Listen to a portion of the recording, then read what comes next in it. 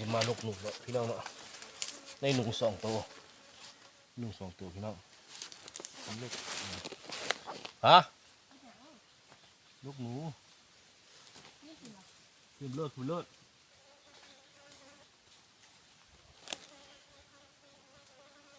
หนูป่ะ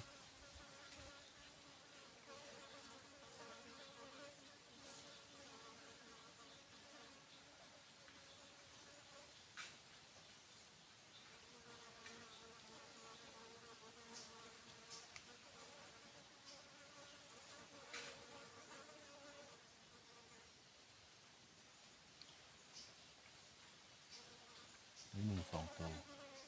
เขียวสวยเนาะลูกว่ากินอันนี้มันมุกบางยังไม่ได้กินเลยมุกบาง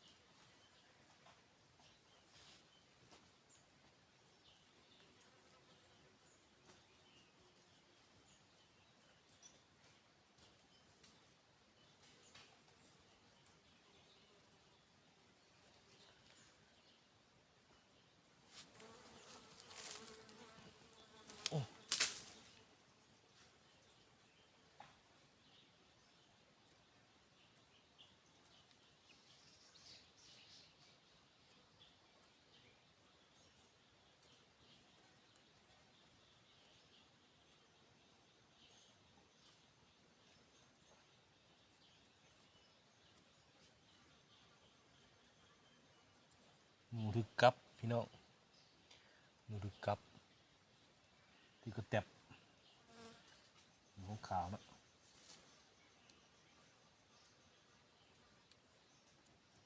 แต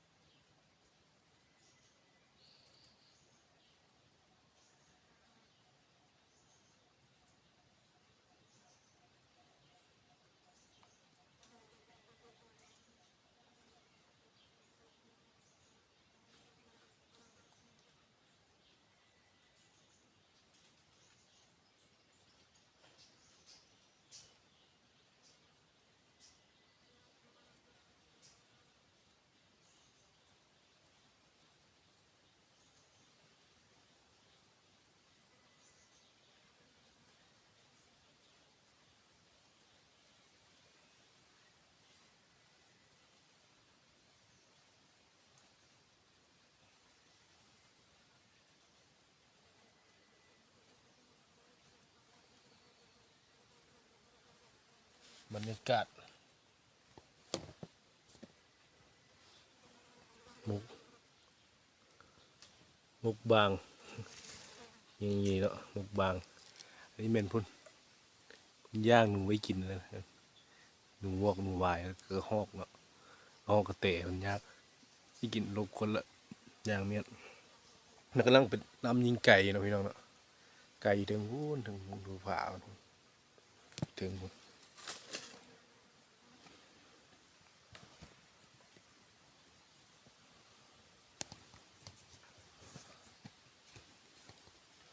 เคียงนอนแล้วก็ยังมีสัมภาระเอานอนเมื่อคืนนี่เนาะนอนพักหมายนี่ถึงผู้คนเมื่อคืนก็ไปยิงลังไปซอกหายอกินเรื่องผู้คนส่วนหนึ่งก็ทีมงานเราทีมงานบอเด่นเนาะฝากติดตามเนาะช่อง YouTube บอเด่นเนาะบอเด่น YouTube เนาะภาษาลาว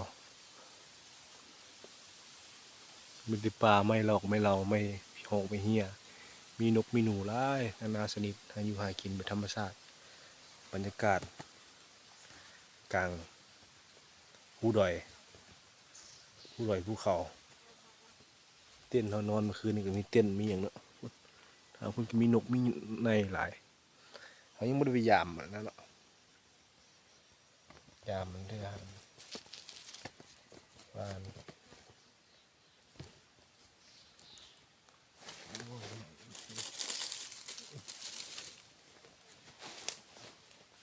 มันลุกกี่ลุกกันอยู่คนเดียวไงในเฝ้าเข้มไปยิงนกขึ้นไปหาสัตว์อยู่เนาะอยู่คนเดียวเลยลุกงูท่า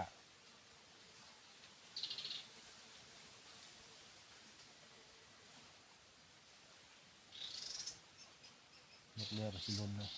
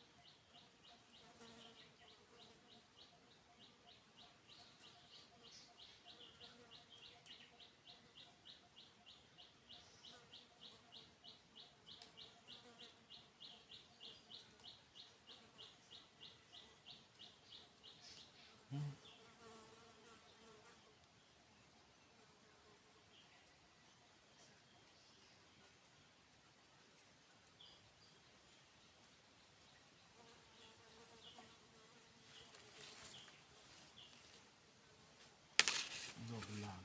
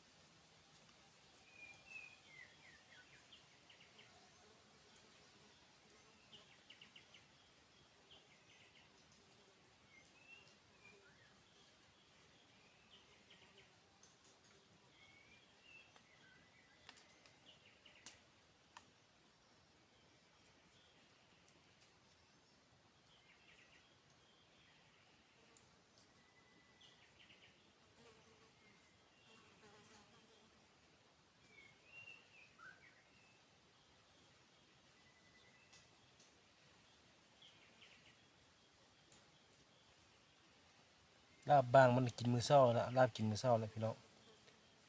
ลาบบางมกบางก็หอก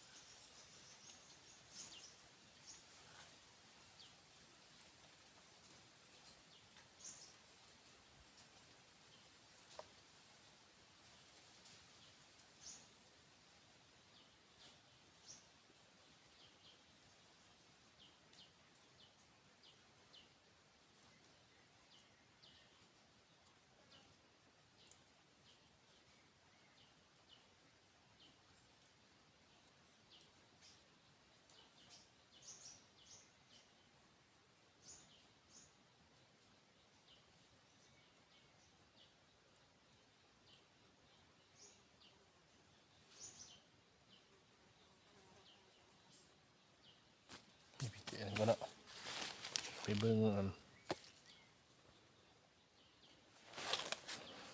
พยายามกลับกันเนาะ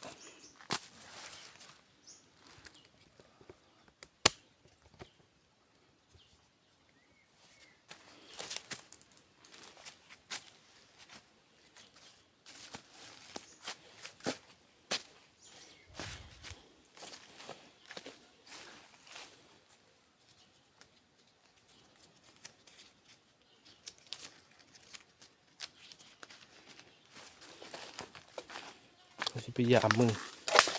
อันนั้นก็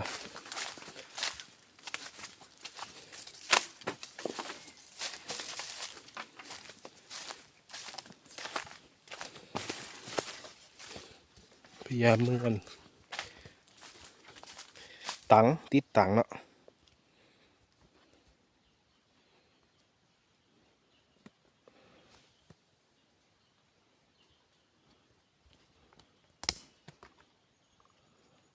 ติดตังเนาะอย่ามึงตังกัน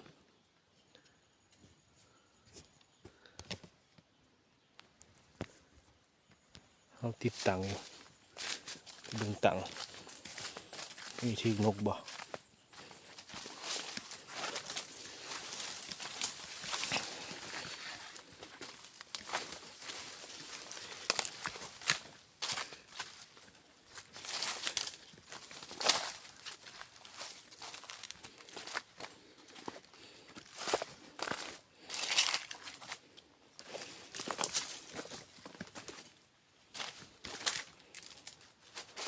ดึงตังกับ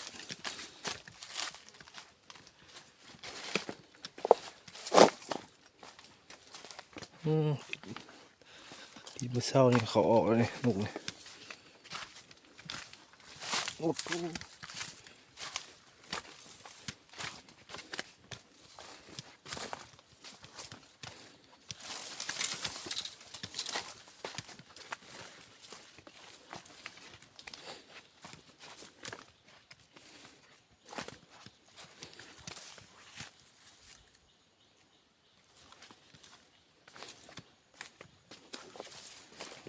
ไก่เติบแล้วมึงตังติดนกอีถึกบ่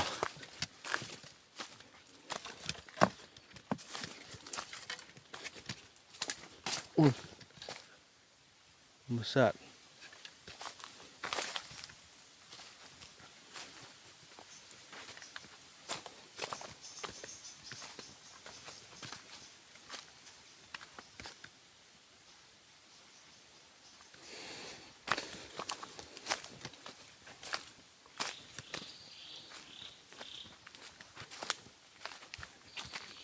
หาอยู่หากินแล้ว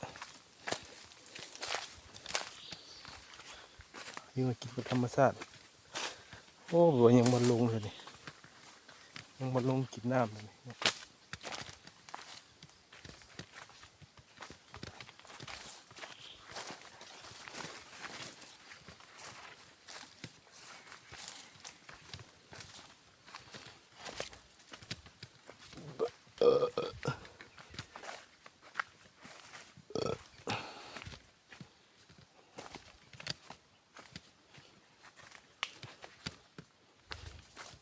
นกอีถือบ่เสียงที่นกห้องจิบจับจิบจับ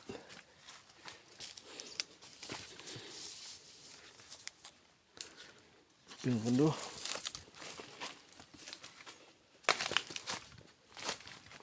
โอ้ถือแทะตัวหนึ่งถือตัวหนึ่งละเดี๋ยวถือตังตัวหนึ่งแล้วนกน้อย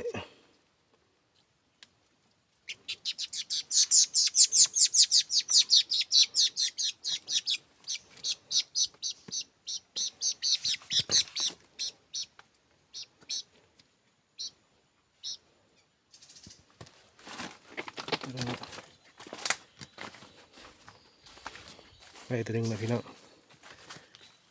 หมานทั้งละ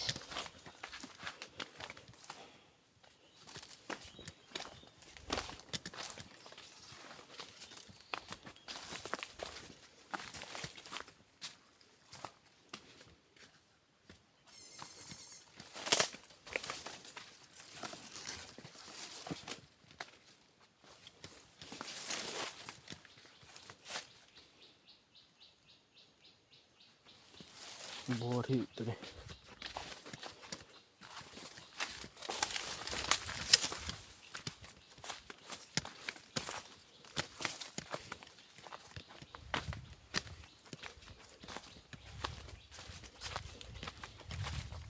มันเข็มหวยแล้ว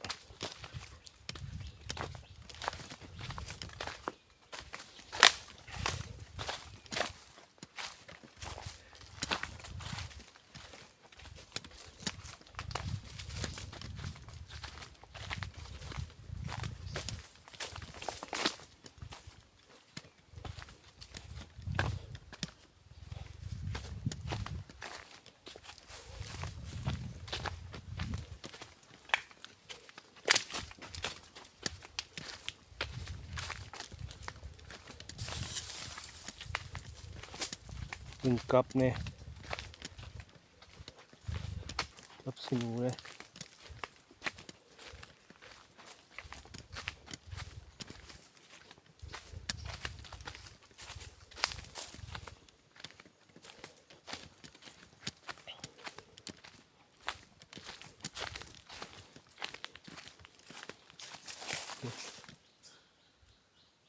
รสชาติ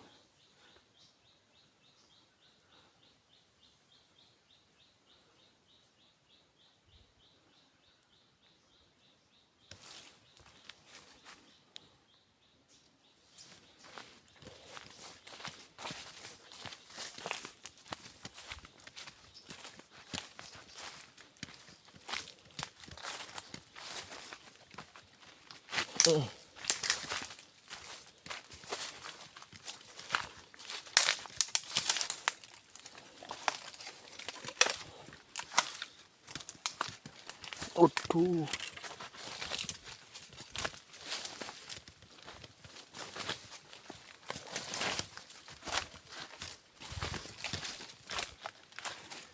เบิกตังยี่ห้วยน้ำ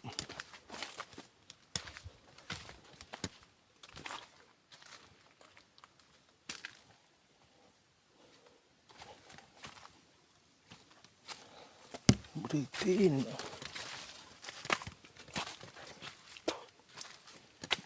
เนี่ย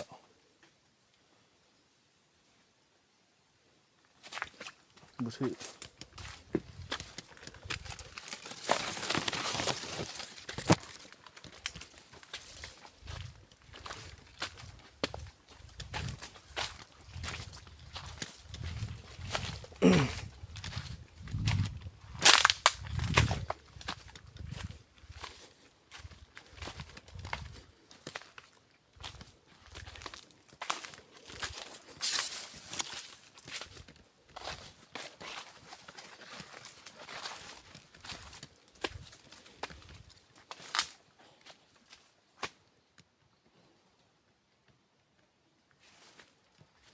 เนี่ยบริ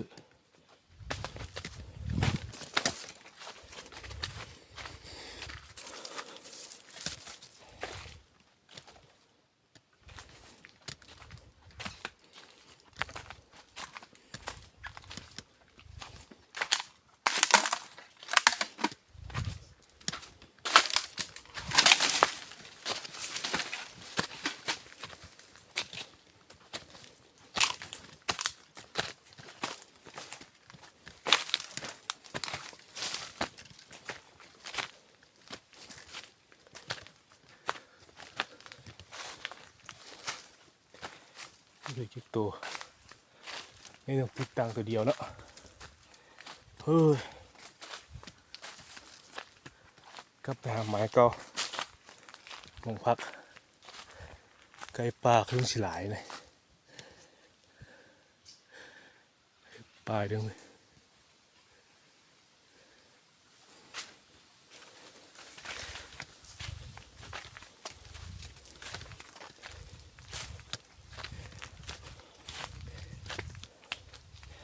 มายามกลับคนเดียวกับยามตังทางทีมงานมันไปหาเรียกว่ากินเรื่องภูเนาะเขาเราอยู่กลางภูเข้าเครื่องเสาคล้องเขายามตังเนาะ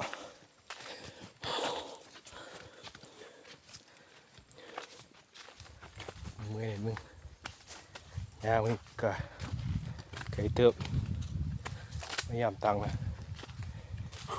จนภัย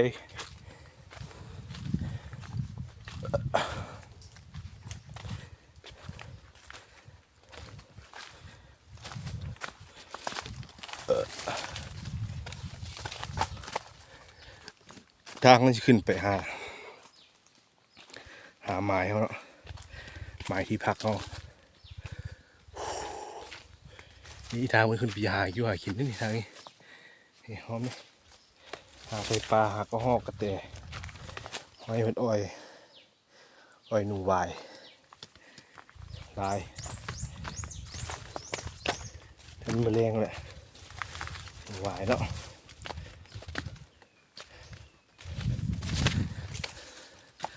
ตามซอกหินแล้วเข้ารีบหินแล้วในนกตัวหนึ่ง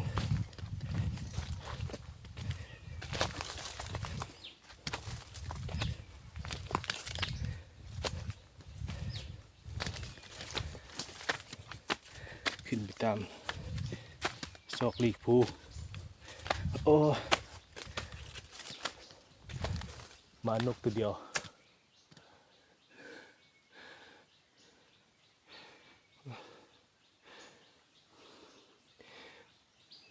ปลาไม่สวยสดงาม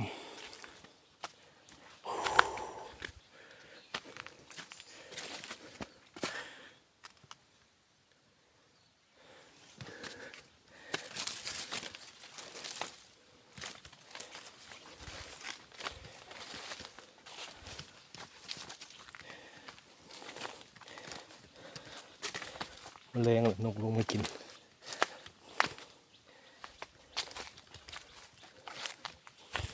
ตัวนี้กับโลกคนหนูก็แล้ว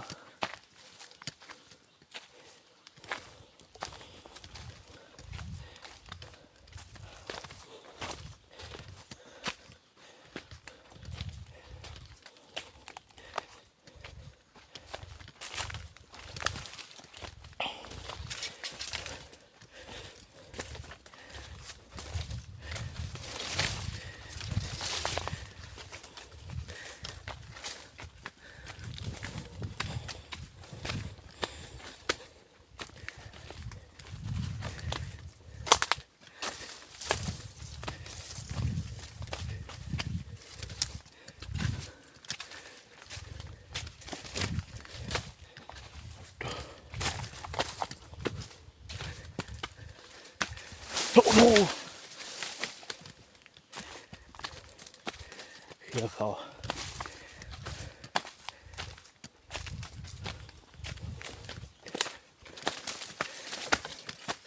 หอดบ่ายแล้ว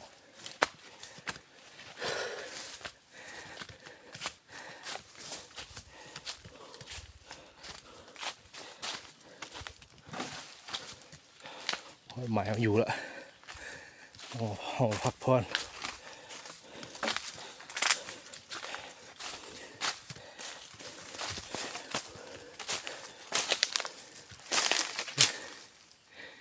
หนูไปย่างนี่เนาะ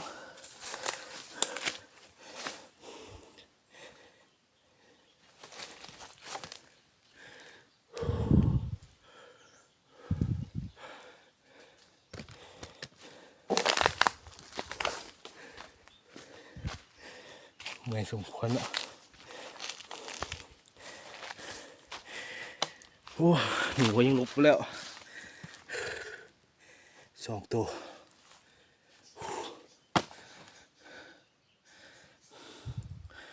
มีมุกบางแล้วมุกบางอยู่เนาะ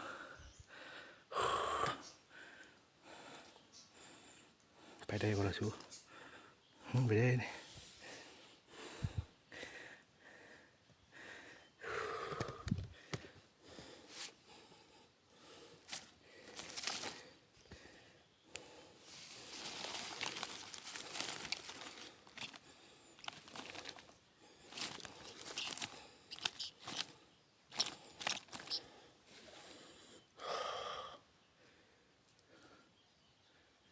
เมื่อยโอ้ สียงไก่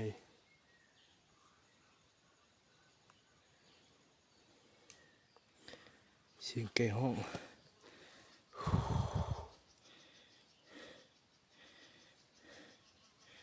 เราติดตามไปเนาะคลิปต่อไปว่าจะเป็นอะไรเนาะว่าจะได้หนูได้กระหอกได้ฟานบ่เนาะได้หมูปลาบ่เนาะฝากติดตามคลิปต่อไปเด้อกำลังไปซอกหาอยู่หากินหมูปอหมูปลา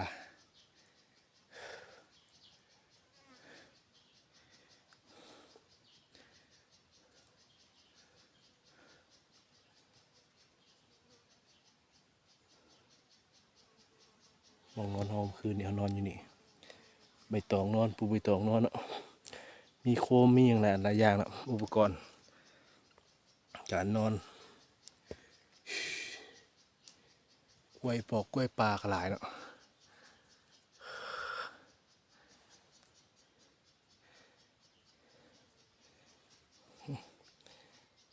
ผักซีของเพชรปิ้งงอนออกมาครบชุดเข้าเป็นน้ำนอนป่านอนคืนนี้ที่หนึ่งละคืนที่สองอีกนอนอีกแมลงยกหนูย่างหนูเมียนเสียงนกเสียงหนูยังห้องคือเก่า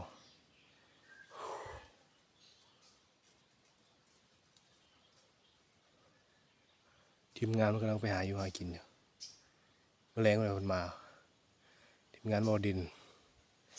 เป็นบอดินมันเฝ้าหมายเพื่อนเนาะเฝ้าแคมป์เพื่อนไม่ได้ไปนะเพื่อนเนาะ